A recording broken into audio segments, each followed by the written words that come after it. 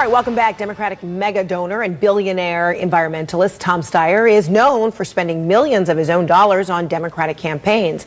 Well, now the party's single biggest donor is spending again, only this time his money is going to a national TV ad campaign calling for President Trump's impeachment. Take a look. A Republican Congress once impeached a president for far less. Yet today, people in Congress and his own administration know that this president is a clear and present danger, who's mentally unstable and armed with nuclear weapons. Tom Steyer is a retired former hedge fund founder and manager who poured $91 million of his own money into Democratic campaigns just last year alone, and he's joining us now live. Good to see you, Tom. Hey, Frederica, how are you? I'm good. So this ad campaign, according to one of your aides, cost more than $10 million. And given the Republican-controlled Congress, why do you feel that this is money well spent? Well, what we're trying to do is we're trying to give a voice to the American people, because I think Democrats and Republicans alike know that this president is, in fact, a clear and present danger to their health and safety. And so we're trying to give them a chance to go to their representatives and make this case, because that's the American people still, their voice is the most powerful thing in our country. And if they speak up, then elected officials have to listen.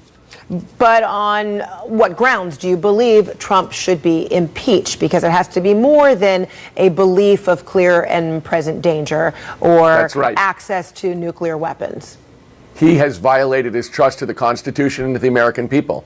By firing James Comey, he clearly obstructed justice. That is the historical basis for impeaching a president.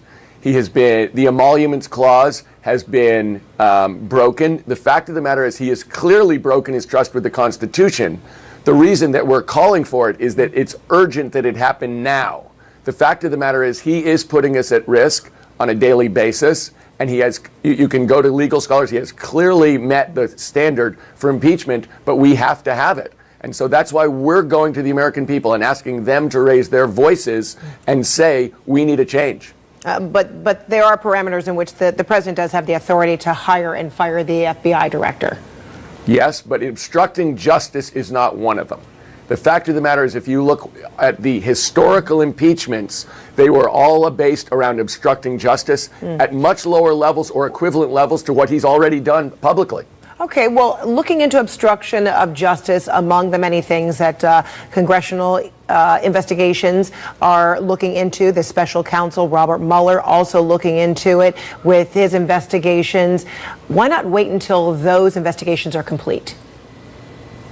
Because it is urgent. Because, in fact, we are giving this president a new parameter that he not only has to meet the old parameters for being impeached, now all of a sudden there's a much lower standard that he is allowed to do things that no one else has ever been allowed to do before.